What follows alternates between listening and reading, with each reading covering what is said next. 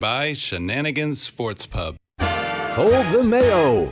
It's time for Mike Mayo's Lunchbox. Find out what's being served with Mike, Defo and Lubie, the only show that covers food, sports, and the proper maintenance of your car. And now, a man who had the distinction of having an entire health clinic named in his honor, Mike Mayo. I want the flim flam sauce with the awesome fave with shafafa on the side. Hello, everybody. Welcome to another edition of the Lunchbox. We are at home today, resting up for a big rest of the week, but it's still going to be a jam-packed episode. Mike Mayo, Mike Lubie Lubitz, Jeff Defo DeForest. These playoff wins keep rolling along. I can't take it. What's going to happen when we lose? I love that that's where you go. I'm so negative. It's like I can't enjoy the ride. It's like, what's going to happen on this whole sea of W's? We're just kind of riding the wave. It's crazy. Have you ever seen anything like this in your 40-plus years in South Florida, Jeff Defo? Nothing quite like this. I was thinking about Cinderella stories, great events that I've been, privileged to be able to attend. I would have to say the biggest Cinderella story, was almost my first thing that I covered here on a regular basis was that 83 First marriage? Oh, no, I'm sorry. That was hardly a Cinderella story. It wasn't as bad as the second one, though. But results were better. Let's say 83 Hurricanes run to the national championship came out of nowhere. Schnelly was such an engaging guy to be around, and his positivity defied all logic. Nobody saw that happening. 84 Orange Bowl was a spectacular upset. Arguello Pryor, great fight, 1982 Orange Bowl, another spectacular event. I was at Game 7 of the World Series against the Cleveland Indians. Had great seats behind home plate, but never seen anything quite like this, where two teams were surging, especially in the aftermath of what happened in the college basketball season, and appear to both be ticketed for the finals. I mean, the odds are definitely, as they say, in their favor at this point. In our favor, and if something unbelievable. I mean, I don't even want to go there. Talk about negative. I mean, you immediately started with what happens when they started losing, though. Well, I didn't say. Is that a byproduct of your Dickstein call? Because I mean, you were mumbling under your breath something about Dickstein when we started. Tuesdays are always, it's just jam packed full of action in the mornings. But so is the Lunchbox today. No, what I'm saying is not that they're going to lose a series, but they might lose a game here and there. They might have a little hiccup along the way. Hey, without further ado, let me bring in a man who knows something about winning. I mean, there's a winner right there. Look at this guy, Chris Perkins. Obviously, he's a veteran on the South Florida sports scene. He now covers the Miami Dolphins as the Dolphins columnist / analyst for the South Florida Sun Sentinel, my alma mater. And but Perkins, I don't know. I'm a little bit nervous, Perky, because here we are in the middle of this run. Each team doing trying to outdo each other every night and racking up the W's and series victories, and within a hair's length away from their respective championship rounds. And yet you're going on a jet plane tonight to Europe. Aren't you a superstitious gambler? What happens if you get on the plane and then there's nothing? Everything turns, the whole cosmic chain of events. Not everybody thinks like you, Mike Mayo. Was he like this at the Sun Sentinel, Chris? I remember positivity, baby. Upbeat guy, Mayo. You'd run into him and go, "Hey, Mayo, how you doing at the track?" You go, "I'm doing great." Now, disaster, catastrophe, Ron DeSantis type thinking all the time. No, this is our year, Mayo. This is, look, I called this in a tweet, the year of the unexpected for South Florida. Defo is right, with the FAU going to the Final Four, UM going to the Final Four, UM women at the Elite Eight, Nova Southeastern men win the D2 title undefeated, and now we got a couple of 8 seeds that are looking at championship series appearances. This is an incredible year for South Florida. It's going to continue, Mayo. They're not going to lose. Yeah, but if all of them are 3-0 right now, and you've got 2 more nights for them to just get into the finals, and then there's going to be a little bit of a gap. I don't know how long you're going to be in Europe. Can't you just delay the flight until what is it? Tonight's Tuesday and Wednesday, Thursday morning after both of these teams lock up their series and get it over with, or there's too big of a change fee. We can't convince you? Well, that, the whole reason I'm going is because my brother is getting married on Saturday. So he's getting married in Exeter. So we're going to be Monday, Tuesday in London, Wednesday, Thursday in London, Friday, Saturday in Exeter, Sunday, Monday in Paris, and then Tuesday back in London, and Wednesday coming back home. So it's the wedding. We can't delay the wedding. And I'm not cutting my vacation short. Although American has started sending out the things of $600 to delay your flight all the way up to $1,100. So maybe I stay at the airport and drink all night. Maybe me and Tammy do that. All right. Well, if things do start going kerflooey, I know who I'm blaming, because I don't know about you, Defo, but if you're like alive in a pick 5 and you've been sitting on the couch in a certain position all day watching it, do you move a muscle if you're like alive going into Nobody the is lesson? like you in terms of quirks and idiosyncrasies, Michael. You have some of the strangest self-guidelines that I have ever seen, including your You're eating not habits. superstitious gambler? Oh my! Hey, Everybody's superstitious that gambles. Hey, here's the superstition.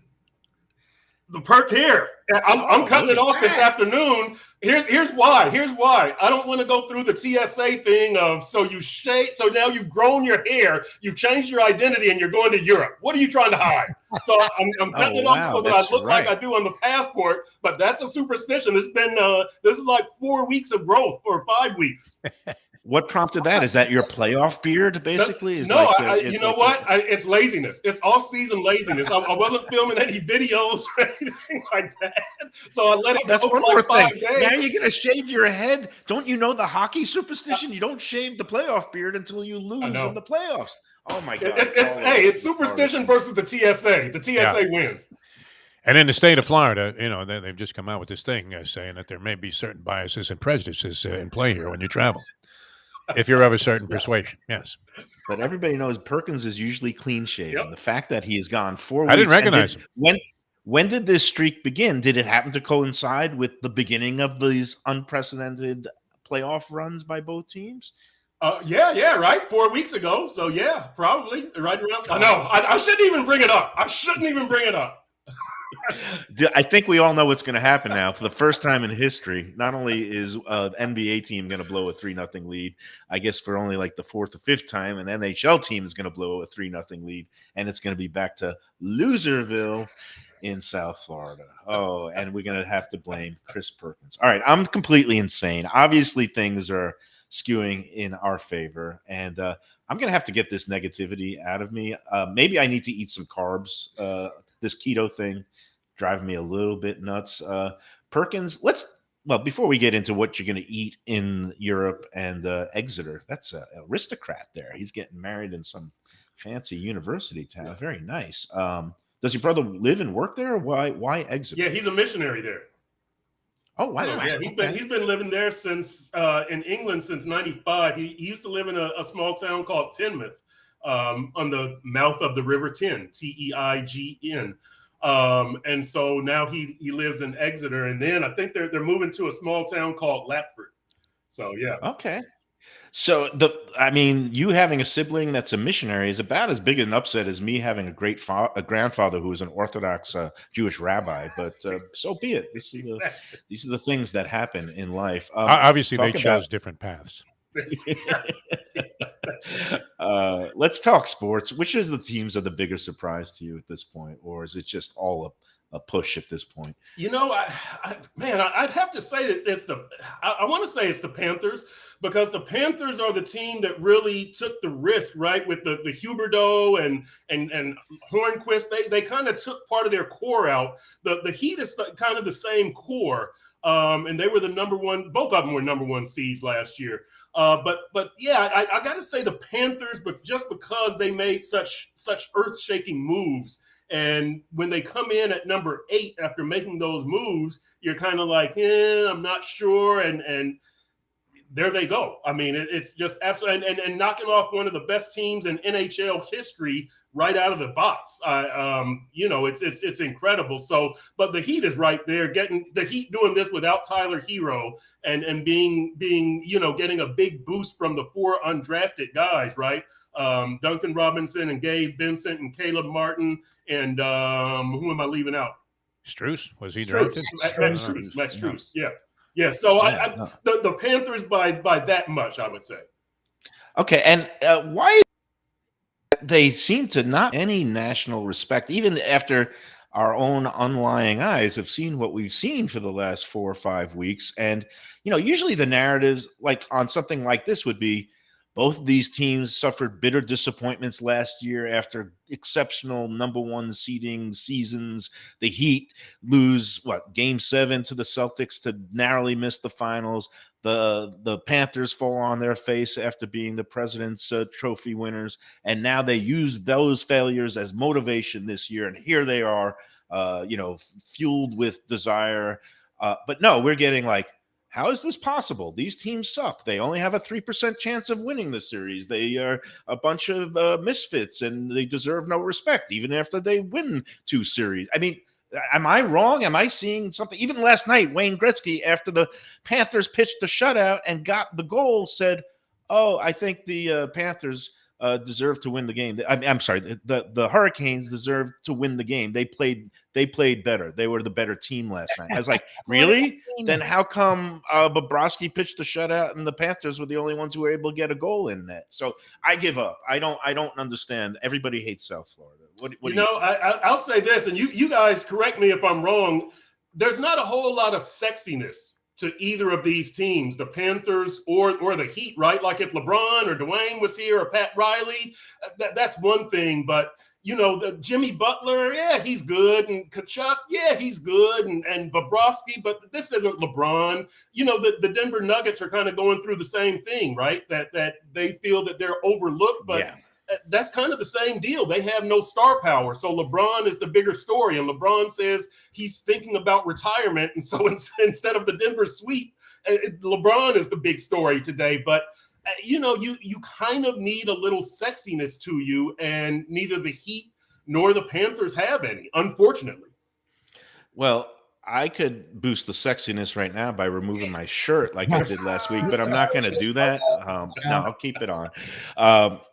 You talk about Denver. Yeah, they're just moving like a relentless machine. The Secretariat, Pete Sampras, boring but ruthlessly efficient. And again, for anybody who's been watching all these games, all these nights, and I know this is a shock to you, but I have been, and Lubie and Defo have too, because they're sports fans. But I love postseason action, especially when we've got home teams in it. But I've been watching the Western Conference ones too, and Denver just is unbelievable what they've done, and they've just chewed up and spit out every team and all the star power that they've grinded through. They've made Kevin Durant look hopeless and silly, and even their best player, on the Suns, Devin Booker. Yes. Yeah, Booker. Don't mention Booker mean, to Lubie. okay, sorry, but all they do is win, and it's like I'm really looking forward, knockwood, to the Heat Denver matchup because can the ultimate disrespected, underachieving team, actually take on this what looks to be a unstoppable force? What do you think, basketball matchup wise, would the Heat, if they win one more game, have a shot against Denver? No, I think the Heat has a great shot because of Jimmy Butler and Eric Spoelstra. And let's not discount Spo here either, because this guy, you look at the 4 undrafted guys that he's getting production from. You look at the absence of Tyler Hero, and they're still going on. So Spo is definitely the number 2 story. I'm sorry, Bam Adebayo. I'm sorry for undrafted guys, but to me, with the Heat, it's Jimmy Butler and it's Spo, and that's why I cannot discount the Heat, because both of those guys are so good. Eric, look, you've covered all the teams while you've been down here, especially you covered the Heat a lot. I knew you as a Miami Heat writer, honestly, and now you've been doing a great job with the Dolphins for years. The Heat culture thing, Defo and I mock, and Defo would make me play a sound every time he mentioned Riley, because Riley was untouchable. And even Defo would make fun of that Heat culture nonsense. The last 4 years, it's pretty hard to ignore it. I mean, the fact that what they've done with Jimmy Butler went from a third guy, quote unquote, behind Ben Simmons to a guy arguably that has been the best player in these playoffs. Okay. So the Heat culture thing sort of seems real, but as a guy covering these teams, The Dolphins have had their issue with culture. The Panthers have had their issue with culture. Losers. They literally live in a state of, do they have a culture? When you're covering a team, can you tell the difference between this organization's culture versus that organization's culture? Yeah, you can, and the way that you tell it is with the team leadership and the way things go. So you look at the Heat, for example, and you have this chain of Mickey Arison and Pat Riley, and remember Stan Van Gundy took over, Eric Spoelstra took over, Chris Quinn is getting interviews for other jobs. All their assistants have been good, right? Bob McAdoo, Keith Askins. You look now with Anthony Carter and Karan Butler and Malik Allen, and like these guys are very smart. They're just guys who are prepared. And look, we saw the same thing in New England, right? Where with the Patriots, where you did have Belichick and you have Brady setting the culture, and a lot of all these other players, they don't have to be Hall of Fame caliber players. They just have to be guys who understand their role and they take on that job, right? Udonis Haslem is not going to the Hall of Fame. Keith Askins is not going to the Hall of Fame, but you look at how they play their role and how they conduct themselves on and off the court, and that's the culture, and that's what you don't see with the Dolphins. That's what you don't see with right now. That's what the Panthers are trying to seek. Or seeking right now. And so we all take shots at it. I've taken shots at Heat culture, and at times when they're not winning, you kind of mock them. Hey, how's Heat culture now? But Heat culture really is real, and we probably make a big deal about it at the wrong times. But at times like this, and usually you can see it. And again, it's the way that a lot of these role players accept their role and carry out their job and handle themselves. Well, I could tell you about Mayo culture because it's when I swab my nose every morning and I test to see if I'm COVID negative. And luckily I am, even though I'm still nursing this cold. Defo, what do you got for Perkins? Do you have any?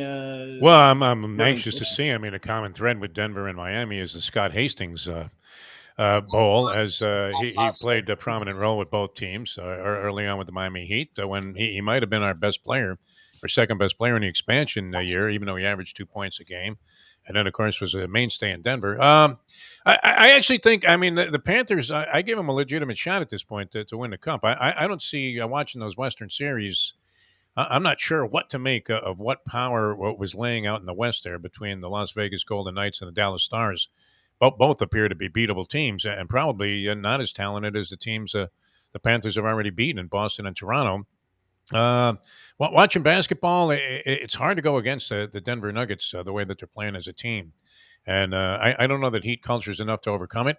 But as Mike Mayo was quick to point out on a couple of our shows, the key differential for the Heat is it helps a lot to make shots. That's one thing we've learned. If you're going to shoot 22% from 3-point range, like the Heat did for the season or whatever it was, atrocious, you're probably going to lose if you're hoisting 43s a game. And if you're going to shoot 60%, you're going to win. And all of a sudden, they found a way to, as if they put a low jack in a basketball, to locate the bottom of the basket, which is great. Yeah, hey, who knew? The team that scores the most points wins usually, right? That's kind of the trend. Making shots though is a big asset. It really Same is. thing with goals in hockey. Yeah. You put the biscuit in the basket, you win. And right. Hey, here's a Heat Nuggets question.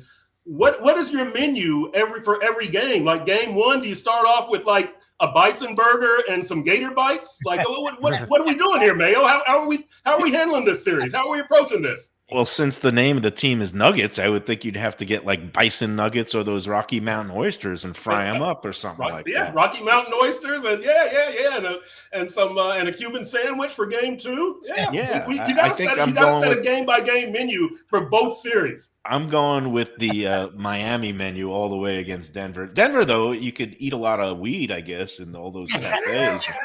Make some brownies because they were among the first to have the recreational marijuana, and they also did have all these cafes, kind of Amsterdam style. Let me ask. Well, yeah, and then if we go into the Panthers versus Vegas, I don't know what you do. You do a Vegas buffet versus a Sunrise. I don't even know what the food court. You got to do celebrity chefs, right? Guy Fieri, and you got to eat some of the. Yeah, that's Vegas nowadays, right? Yeah, well, Guy Fieri lives here now, I guess. He does. He's got a place here. Yeah, so then I don't know who who's the Vegas based chef now? I mean, Wolfgang Puck is he's got Oh. places in Vegas, and yeah, it could Ramsey be has like 100 places. Gordon Ramsay. Yeah, Yeah, Ramsey's that's got right. Hell's Kitchen right there on the strip. Ramsey actually, it looked like he was on the Carolina Hurricanes last night coming off the ice. You see the guy breaking the stick up and down the thing. That looked like Gordon Ramsay throwing a hissy fit when somebody overcooks the eggs or something like that. But, The risotto's too sticky. Yeah. all right, our crowd is growing rambunctious, but I will ask you a food question. When you land in London this morning, what's the first thing you're going to eat or drink? Well, I'm going to have a beer, but we land at 9:30 in the morning. So, man, what, toad in the hole, something like that? Is that British? Oh, the English breakfast. You gotta have an English breakfast. Got to have a shepherd's pie at some point. Yeah, bangers and mash. Stewed tomatoes with some Yeah. bangers and some eggs or Fish something and like chips. Beans, Yeah. baked beans for some reason is thrown in there, which I saw. Yeah, beans and Yeah, toast beans- is a big breakfast. Beans are always, it'll be my third trip to London. So, but I've never had Dover sole while I've been there. So that might be something that I try. Yeah, some Dover sole. that in would London. be the place. It comes in a little bit fresher, not much cheaper. For some reason, Dover sole, a real Right. delicacy. And no matter what, seems the places here now are charging between 70 and $95, depending on you get your beautiful, delicate piece of Dover sole, deboned tableside usually. But there in Britain, I don't know, do they still use pounds? Are they using euros? What's the conversion rate? But you're probably going to pay 65 pounds for a piece of Dover sole at a fancy Savoy restaurant. But I don't know. No, they're using pounds. I'm gonna, I'll do the Dover sole, but I'm definitely gonna do that, and then some Indian food, because I think outside, this will be my third trip. So outside of India, people tell me that London is the best place to get Indian food. So I've had it there twice, so I'll do that again. That's definitely on the agenda. And yes, Eric, a Guinness from the chat. Yes. Yeah, definitely. Really good and reasonable Indian food when I was there anyway, but that we're talking about almost 40 years ago. Hard to believe when I studied abroad. And I think back then I could get like the, one of those lamb vindaloos for about £1.60 with some rice, which and the conversion rate back then was a little bit less than 2 to 1. So it was about $3 for a good Indian entree. I'm sure it's a little bit more than that now. Did you catch on the Let's Eat South Florida Facebook group, the big Indian food brouhaha last weekend, Perkins? Somebody No. went in, didn't like their chicken tikka that was the tandoori chicken in the clay oven. It was too dry for them, so they asked for a side order of the masala sauce, which, and I don't know why the guy didn't just send back the chicken tandoori and get a chicken tikka masala. Yeah, I was It gonna would have say- been $18. Instead, they brought him a masala sauce and they charged him $12.95 for the side of sauce. That really set It's an off outrage. It's an fire outrage. alarms. So That's sort of that's it. wow. That's a little jerky. I don't know if that's ever happened that's to you brutal. because, if you ask for a little sauce on the side, you're not expecting to get socked with $13. However, Say no. always best to clarify these things. Anyway, back to the sports. Perky, I just let's get to the Celtics because I mean, all three of us were completely mystified that the Celtics, after blowing two relatively maybe close games at home, in really embarrassing style, lots of turnovers, not focused, kind of questionable, I guess, coaching decisions, that they would come out and lay that kind of egg for game three, a desperate game three. What do you think is going on with that Celtics locker room? And is there something going on behind the scenes where people that we don't know about yet, or are there rumblings? I think they're just not good enough, really. I think last year was their year. That Warriors team last year was a good Warriors team, but they were nothing outstanding. And I think that was Boston's opportunity. I think the Celtics and 76ers are two of the great failed experiments of recent years in the NBA. And they just kept trying to find answers. And as they're picking around from year to year, trying to mix and match. Here comes Milwaukee. Thank you. We'll take that title. Here comes the Heat. Thank you. We'll take that finals appearance. And they just kind of float around with like no true purpose. They just kind of exist at the top of the Eastern Conference standings, but in the playoffs, just kind of just kind of ineffective. They're just kind of there. They don't move through the playoffs like they want to really win, or they know what they're doing. They're just kind of there, and I think that's the problem with both of those teams, and we're seeing that with Boston. That there's Jason Tatum. Sometimes he's good, sometimes he's not. Same thing with Jaylen Brown. You can't be like that. You've got to have guys who are going to show up every night. One of those two guys has to show up every night, and that doesn't happen with Boston. What do you think of the rookie coach, when he, that game one presser saying we won 3 out of 4 quarters, and basically trying to get silver linings out of a game where I would think any coach, if it was me, would be trying to light a fire under his team's butts because they really blew the game when they could have been in a position to win it. What'd you make of that? I agree, but you know what? This thing is not just the coach. This is on the players. Because look, Boston, you get to the finals last year with Ime Udoka, and you fired him, and some kind of sex scandal, and you get Missoula in there, and you're doing a good job. The coaches got you there. The players, Jason Tatum and Jaylen Brown, they have to deliver these victories. The coaches can get you there, but the players have to finish it off. And so I can't blame either of the coaches. Yeah, that he didn't say the right thing, but this is all on the players. This is not on the coaches at all. What would you do if you had the chance, alone in a room with the ESPN analytics machine at this point? Hey, look, ESPN, we know ESPN's goal, right? They have to go for the sexy story and the big numbers. So that's why you always hear about the Jets and the Knicks, because they're in New York. They have the numbers. That's why we're hearing about LeBron with the Lakers, because the LA has the numbers. You're not going to hear about the Heat and the Panthers and the Nuggets because they don't bring enough eyeballs. So it's really kind of a numbers game for the most part with ESPN. Now, they'll dig in on some of their shows and they'll actually do some analysis and talk about Denver, but the top story is going to be LeBron, or it's going to be what Boston is not doing as opposed to what the Heat is doing, because they're about the numbers, and that's why they're a billion-dollar company. But 97%? I mean, how do you have a machine that gets something so completely wrong? Yeah, I know. Well, you know what? How many of us sitting here would have picked the Heat? I don't know if I'd have. I don't know if I'd have done a 3%. 7. I thought it was going to be a tougher series than their stupid analytics said, but I thought you would see the Celtics rise up at some point, which I don't know when, if that's happening. Right. I agree. Yeah. Defo, what else you got? I'm playing Eric Spoelstra in my head right now, and I go with the reverse Patino approach to motivating my team for tonight's game. And I looked them squarely in the eye after I drop a play on the grease board, and I say, listen, Larry Bird's not walking through that door. Robert Parrish is not walking through that door. The Chief is not walking through that door. We're in good shape here. And, hopefully it's closeout city tonight. It'd be great. Because this team seems to be in disarray.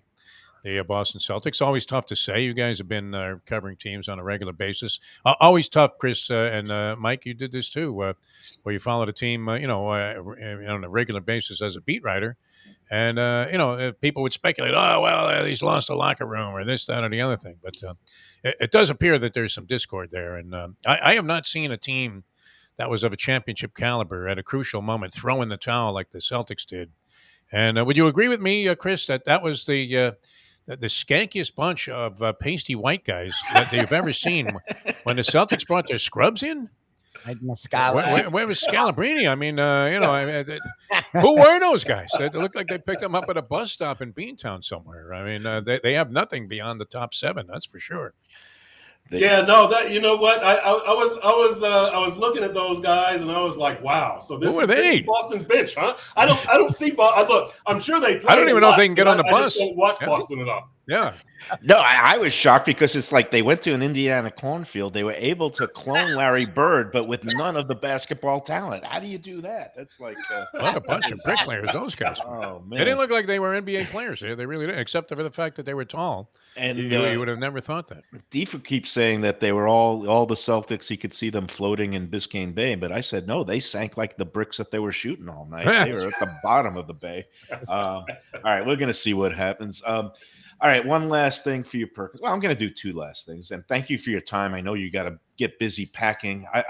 Are you a light packer? Are you like one of those veteran sports writers, or for a wedding you need to, I guess get a suit? Is this a formal one? You need black. You have to bring a tie, dress shirt. coat Yeah, and what do you have to tails, do? I mean, top hat? What do you need? wedding. Yeah, Yeah, it's informal. So I'm not taking any shirts with collars. I'm taking some jeans, some dress shoes, and a sports coat.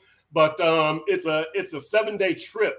So my philosophy is pack for 4 days, do a wash, and now you got more clothes. Not 7 pairs of underwear. I always do one pair of underwear per day, and sometimes. Oh yeah.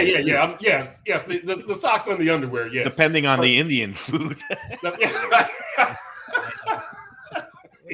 Oh man, Ashevitz. So, all right, one last thing. If perchance you come back and we are on the verge of both the Panthers in the Stanley Cup Finals, the Heat in the NBA Finals, and both of them, obviously having a shot to win it all. If they both win, would you want to see a combined parade and do a Biscayne? No. They each need their shine. Do not combine it. Heck no way, no how. But two parades, two counties. No, you can't have a boat parade with both. I'm born and raised in Broward. I'm sick of it always being Miami. We finally have a Broward team. I want Broward to get a dang parade. It's time for Broward. We have plenty of there's great food everywhere. There's great scenery everywhere. Okay, do a parade.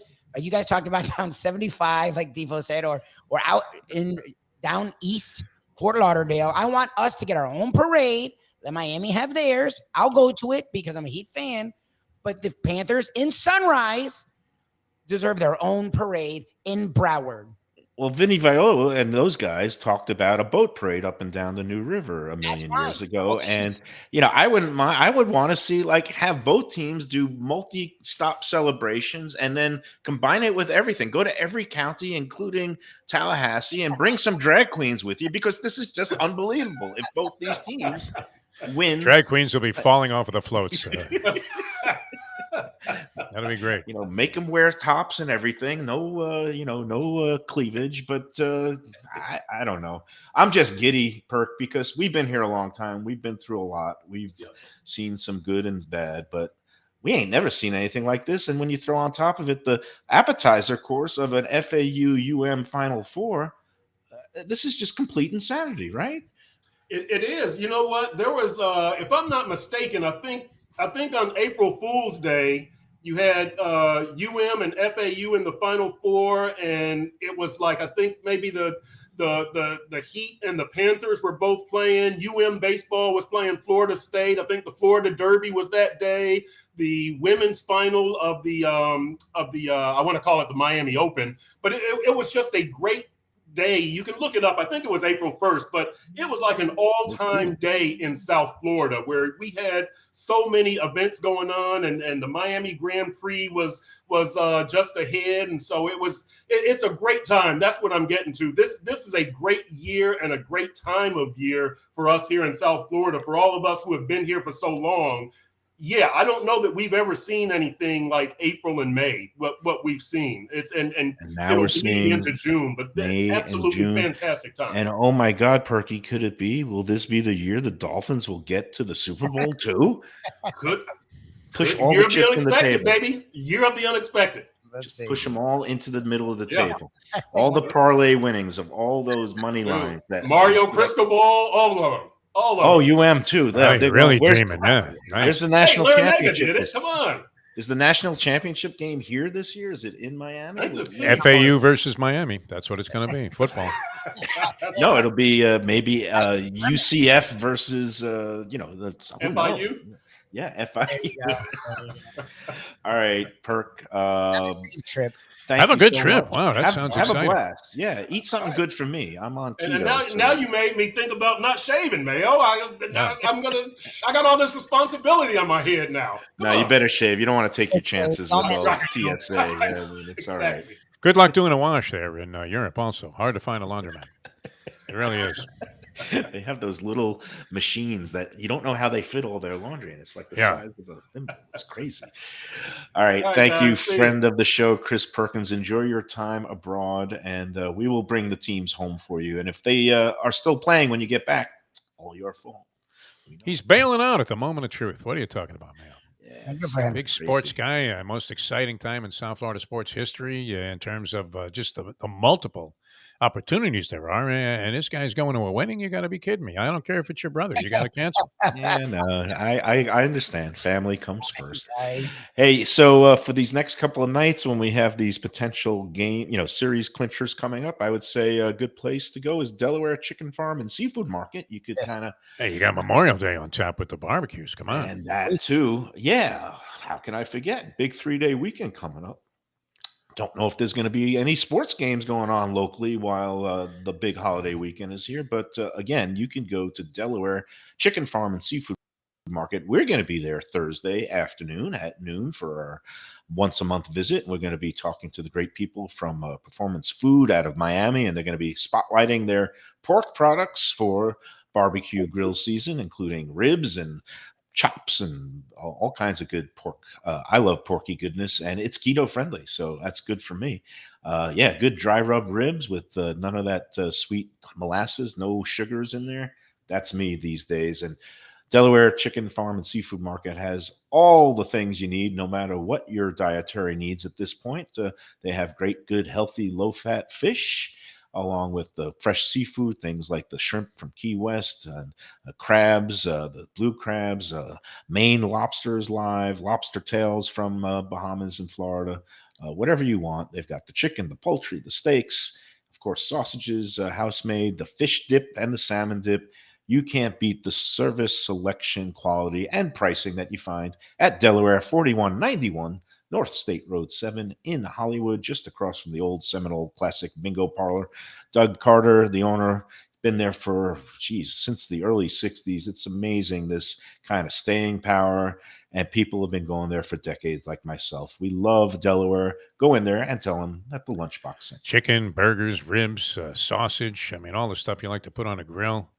For the lighter eaters, you got all that seafood. You can grill up some oysters. Really good stuff. Shrimp looked outstanding there too. I mean, they have everything. And then you get all Can't your wait other to get- stuff, the sides. I mean, you got all that fish dip you can put out there. Fantastic place to go for Memorial Day plans. All right, more coming up. Very, enthusiastic Mike Mayo. I can't decide if you're a sports fan anymore or not. You do bring up a lot of sports here on the show, and then you hate it secretly, although now you're coming out of your shell again. So, but we'll see where Mike Mayo's at in just a moment on Mike Mayo's Lunchbox as we continue. Looking for a great place for steaks, seafood, and more? Go to Tropical Acres Steakhouse and Butcher Shop. It's at 2500 Griffin Road in Dania, just west of I-95 and the airport. They've been there a long time, since 1949. That means they're doing something right. You'll get old school hospitality from the Studiali family, along with great value, tremendous service. Of course, you could also go into the bar for happy hour every day, 4 to 6. The early bird special runs from 4:30 to 5:30, and they have great value all night long. Also, a butcher shop that's open every day from 10 a.m. to 6 p.m. except Sunday. The dining room is open every day at 4:30 except Sunday. Go to Tropical Acres. Tell them the Lunchbox sent you. Hey, it's Mike Mayo. When the Brooklyn boy in me wants a good bagel with Nova or some matzo ball soup, homemade knishes, or a great deli pastrami sandwich on rye, you know where I go? Grandpa's Cafe in Dania Beach. It's been around a long time, an institution, but a little over a year ago, a pair of New Yorkers came in, bought it, and refurbished the place. It's beautiful, and they are now serving great breakfast, brunch, lunch. They've got the omelets. They've got eggs Benedict. They've got all kinds of great baked goods like rugelach. Grandpa's is just off Federal Highway on Southwest 1st Street in Dania Beach. It's open 7 days. Go in there, tell them that the Lunchbox sent you. When I'm looking for some wicked good food for a wicked good lunch, there's only one place to go. That's Wicked Cheesesteaks in Fort Lauderdale. It's at 4824 North Federal Highway, just south of Commercial Boulevard and across from Holy Cross Hospital. My friend Brian there, he will hook you up with some really tasty treats. They've got cheesesteaks, just like the best you can find in Philly, along with lobster rolls, because that's where he's from, Maine originally, and they have wings and pizza and everything you want to have a really good time. Wicked Cheesesteaks, they're open every day but Tuesday. Go in there on a Wednesday. They got buy one, get one on cheesesteaks from 5 to 8 p.m. Check them out online, wickedcheesesteaks.com. Tell them the Lunchbox sent you. Beach Cafe. It's a South Florida landmark, and it's one happy restaurant right on the water. Tables literally on the beach. A place where you could dip your toes in the sand, kick back, relax with island vibes, tropical drinks, and live music daily. You know it. It's at One Commercial Boulevard in Lauderdale by the Sea. And of course, it has Chef Chris Nealon and his famed Caribbean Floridian cuisine. With a huge menu with something for everyone. Seafood, raw bar, conch fritters, burgers, sandwiches, salads, deli specials, and of course, that famous Bimini bread. They've got a great staff that'll take great care of you. There's something to celebrate every day. Open 7 days until late. Parking available on site. Happy hour weekdays 4 to 7 p.m. Go check out more at arubabeachcafe.com. Better yet, go in there yourself at Aruba Beach Cafe. Good food, drinks, friends, and laughter are always the catch of the day. When people come to me and say, Mike, where should I go out to eat? I got guests coming from out of town. Where should we go? Cafe Seville. That's the answer. 2768 East Oakland Park Boulevard. It's a Fort Lauderdale perennial, serving the finest in Spanish and continental cuisine in a cozy, friendly, comfortable setting. Joey Esposito and Sally, his better half, they've been running the place for a long time. It's been open since the 1980s. They got great Spanish classics like paella, shrimp with garlic sauce, and all kinds of great seafood dishes. The stuffed veal chop, that's my favorite.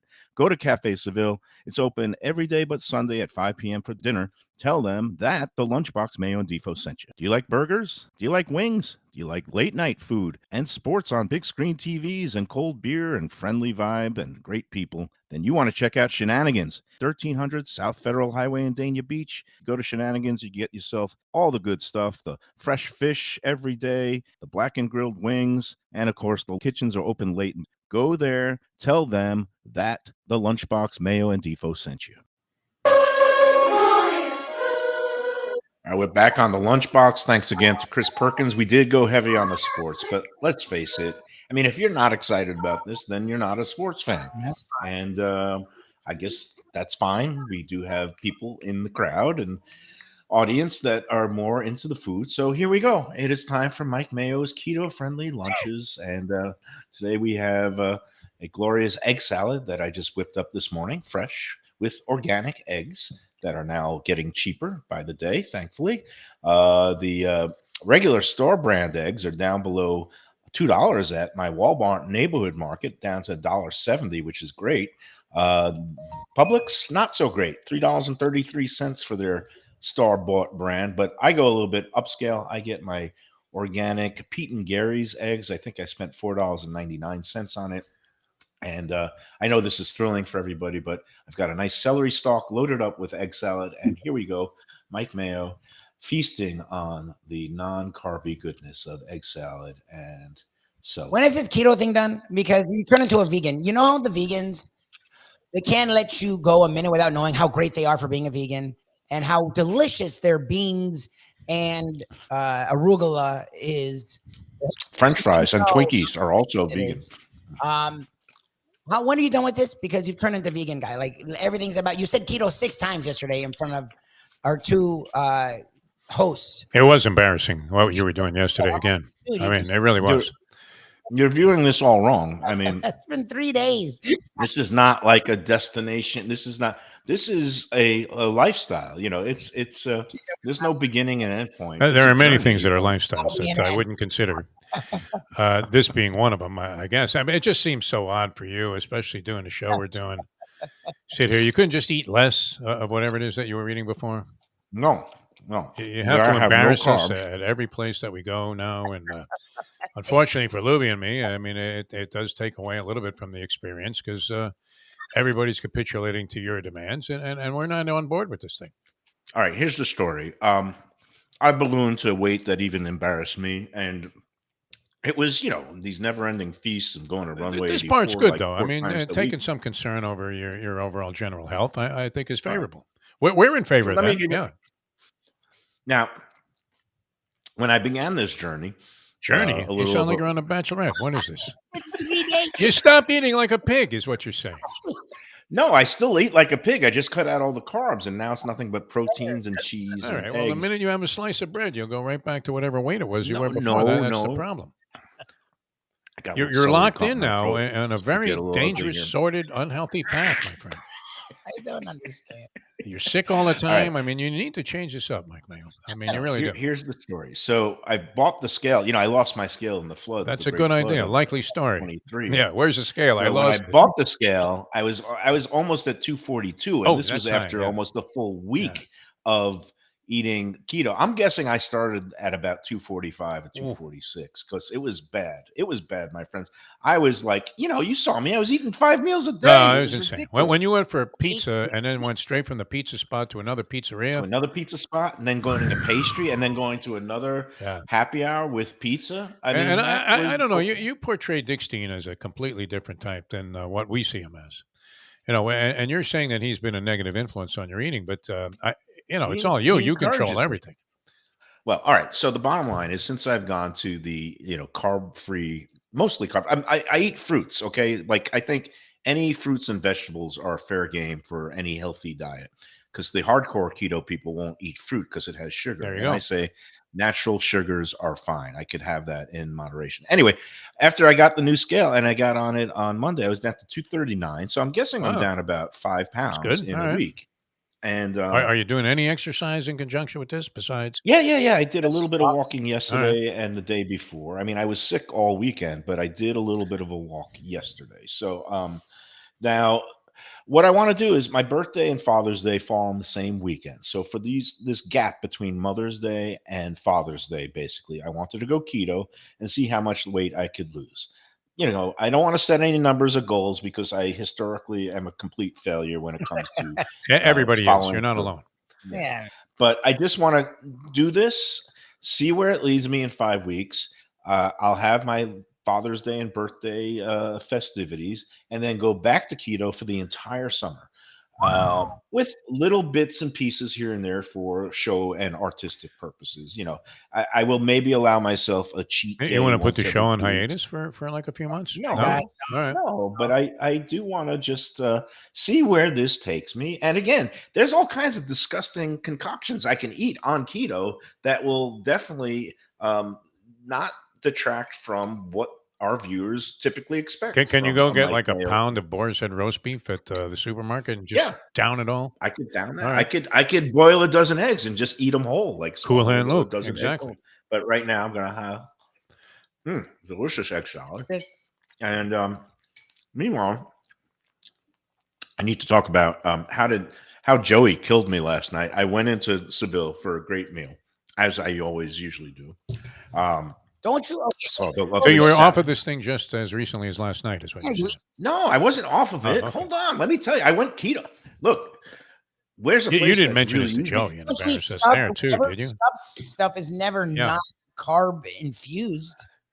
You didn't even have a slice of place- bread there? Are you kidding me? We had. Let me tell you. Okay, first of all, I got to tell you how he killed me. Him and CJ, great. Obviously, is the great Also known as server, Geach. waiter. Yes. Geach, who's big. These two are big time horse players. I go in there with some female accompaniment last night. What? Another date. What? Valerie again. Yeah. What? So we sit down at the table, and right away Joey sits down right with us, and it starts. First of all, he's like interrogating her about where you're from, what do you do. I would think the Like- first question would be, what are you doing with him? You're worried about Defo and me. He was worse than us. Like, did you lose a bet? What happened? He's What are you doing now with No, me? Especially a then- dieting Mike Mayo. he How starts lamenting how he came so close to hitting this pick 5 at Hoosier Downs or whatever it was, Horseshoe in Indianapolis last Wednesday night, all these stakes races, and he was alive to like a $20,000 pick 5, and he needed the number 4 horse, and he gives this whole sob story, and then he gets up from the table. Then CJ comes over, and he's our server Yeah. for the night, and he starts lamenting about his latest loss of a pick 4. Pick 4 in and he's like- Argentina. he was Yeah. crying. He's disgusting. I don't know of this horse racing that you speak of.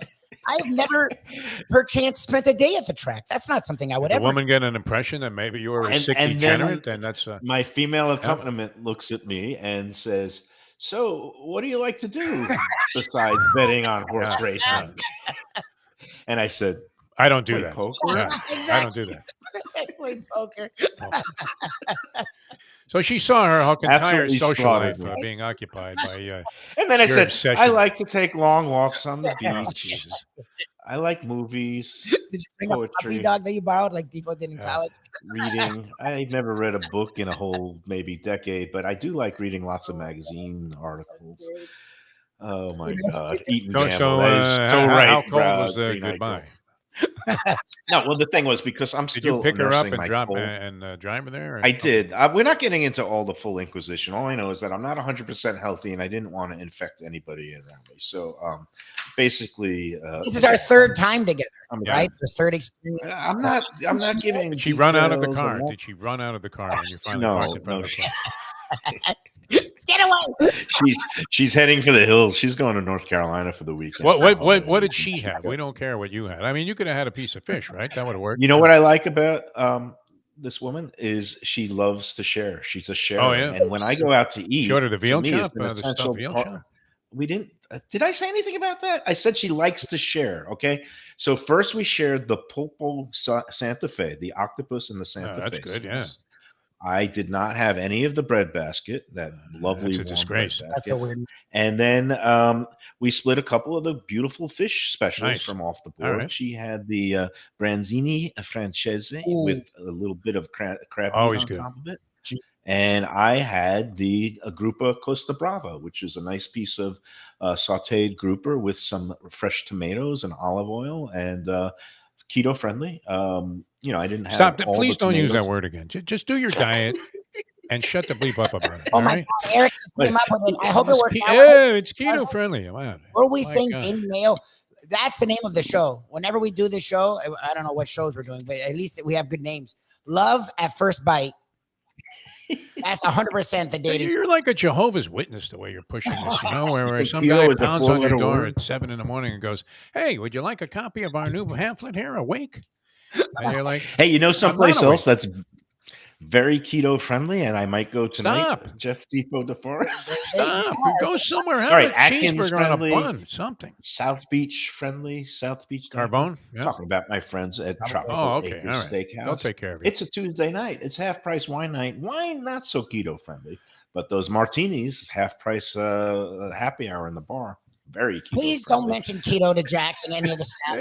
Yeah. I mean, We have a just don't reputation. bum everybody You want out. to throw with this yours thing. away? That's fine. No potatoes. Keto to these. I hope you lose a lot of weight Nice. and get in shape with this thing, but we don't want to hear about it anymore. We really don't. Filet mignon, cream spinach, keto. How is cream spinach? I just order off the child's menu while you're at these fine. I places. might get that crowned chopped sirloin topped with gorgonzola cheese, mushrooms, and onions. Don't order the sauce Keto on the friendly. side unless you're at Tropical Acres because they would never think of charging you $12.95 for some mushroom sauce.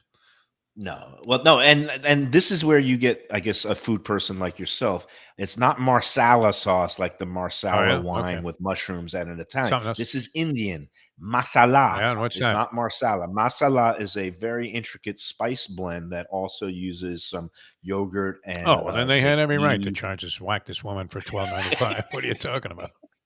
Masala sauce is not marsala sauce. If it's And I'm wondering marsala, how they got a many- big pot of it in the kitchen. You Yeah, I throw a don't think ladle into a that's- cup and you give it to the I guy. was wondering how many of the 105,000 Let's Eat South Florida people don't know the difference between had their no idea. marsalas and their masalas. I thought it was an which is Italian probably restaurant so. she was talking about. I really did. No, Indian. Indian is not Italian. It begins with an I and ends with an IAN. Well, Well, different all right. animals. So, anyway, at Tropical Acres, you be charged for your steak sauces on the side, and they have a nice complement. Some of these steakhouses you go in now, Defo, they charge like $6 to get your Bernaise sauce or Oh, your, yeah, wow. or the pepper. What's the poivre? But not at Tropical Acres. There, you can request the sauce on the side. And it is complimentary, just as the salad and the side dish are included with your main course, because that's the way the Studiali family does things. They don't want to gouge you.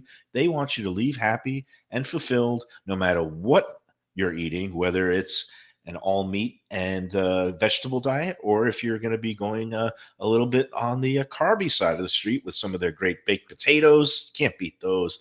Also, things like they have those pasta dishes. They're doing this seafood pasta now that looks really, really good. And I'm not thinking about that at all anytime I go in there. But anything you get on the menu at Tropical Acres is a guaranteed winner. They are at 2500 Griffin Road in Dania Beach, just west of 95 in the airport. Go to tropicalacres.com for their upcoming events. And again, they're open every day except Sundays. They're closed. And they also have a little butcher shop if you want to bring some steaks home to throw on the grill this weekend for Memorial Day. Tropical Acres, they will take care of you.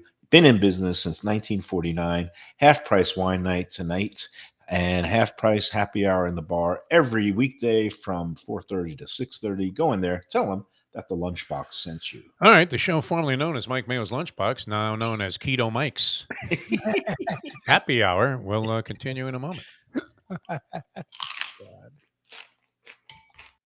Mayo here for Delaware Chicken Farm and Seafood Market. Since 1951, family owned for over 70 years, the home of freshness. I've been a customer for over 3 decades, and it's the place to go for poultry, steaks, meats, and of course, their unbelievable selection of fish and seafood. They've got it all. Key West pink shrimp, grouper, snapper, lobster, and of course, Florida stone crab claws of all sizes. Don't forget their famous fish dip and a full selection of prepared foods. It's located at 4191 North State Road 7 in Hollywood, just across from the Seminole Classic Casino. Owner Doug Carter and crew will take great care of you. Make sure to check out their weekly specials and daily catch online at DelawareChicken.com. Quality, value, freshness, that's the Delaware way. Tell them Mike Mayo and the Lunchbox sent you. Do you like pizza?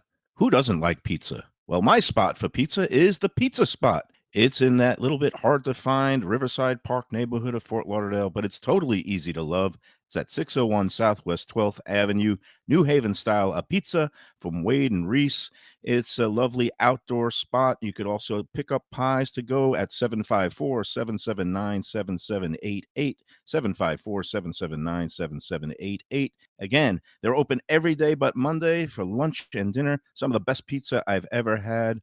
Go to Pizza Spot. They also have subs, salads, and more. Tell them the Gambling Gourmet sent you. If you like seafood in a comfortable setting, outdoors, even keel fish shack at the corner of A1A and Commercial Boulevard in Lauderdale by the Sea, that's my spot. It's upscale food in a down-home setting. The chef owners, Dave and Brad, do a terrific job with all the seafood classics that you want. They have the best grilled oysters in town, bang bang shrimp, lobster rolls, and deli fish specials. They also have weekend brunch Saturday and Sunday. They have deli happy hour 4 to 7, and they also have other weekly specials like mussels on Monday and oysters on Tuesday. Go to Even Keel Fish Shack and tell them that the Lunchbox sent you. Back on the Lunchbox, another glorious day tonight. Let's see, if it's Tuesday, it must be the Heat's turn to close out their series against the Boston Celtics. We'll see if they are still floating or sinking in Biscayne Bay. Meanwhile, I have found the perfect diet for you, my friend Jeff Defo DeForest. It's called, get ready for this, the Keno diet. Keno diet's a good diet, yeah. That's where you have steak and eggs breakfast at the Rio, which used to be $2.99. Now it's like $29.99. And I play a little Keno in the meantime.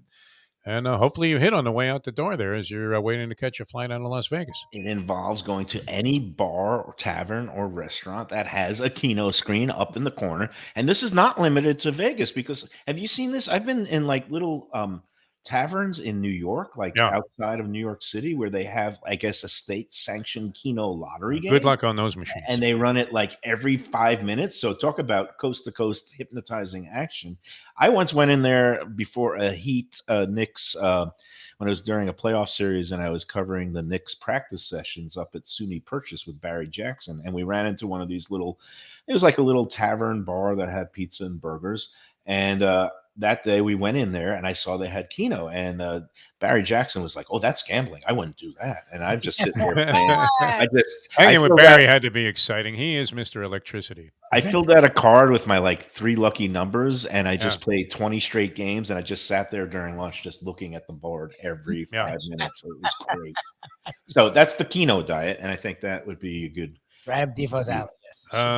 We did that in Lexington. They had a bar where they had Keno. But if you won a bunch of money, you had to collect from the state, which took like 3 weeks. Oh God. So I mean, it was kind of pointless because Did, you were just did you throwing your have money to? away.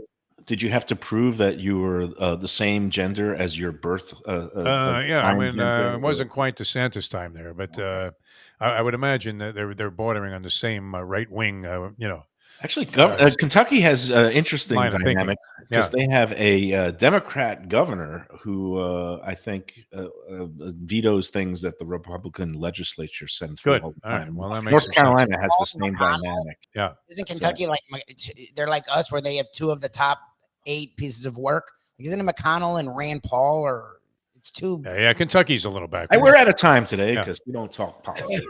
Lunchbox, but All right.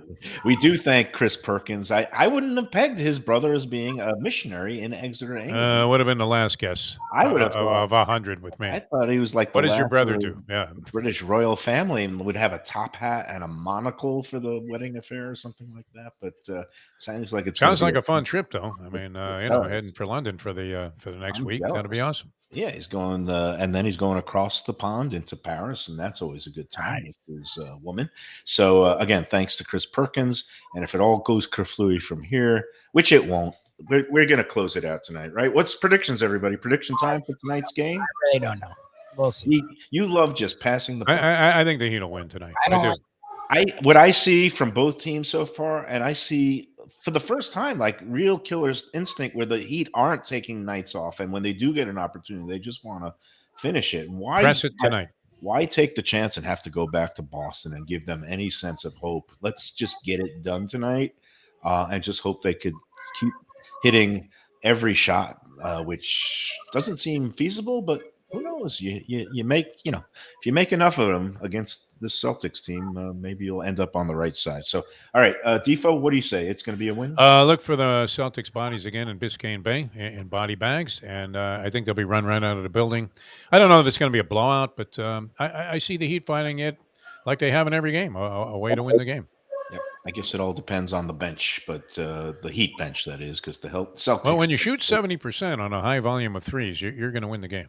Yeah. Last time I saw a group of pasty-looking bodies as bad as the Celtics bench. I think it was on the show 6 Feet Under or something like that. I think you might have been at John Knox Village at the pool party. Quincy MD. That looked bad, yeah. ME. That's it. Quincy Medical Examiner. They'll be doing an autopsy on the Celtics after tonight's game. We'll see what happens. That's good. All right, we're going to be out at Even Keel Fish Shack Keel tomorrow. Fish and chips in honor of Perkins. We will always enjoy our visits. Hopefully, Brad can be out there and regale us with some new dishes and great stories as usual. But until then, this is Mike Mayo for Jeff Defo DeForest, Mike Lubie Lubitz saying, enjoy every celery stuff. Every breadless sandwich. Oh, God. Enjoy every sandwich. All right, Keto Man. We'll see you tomorrow.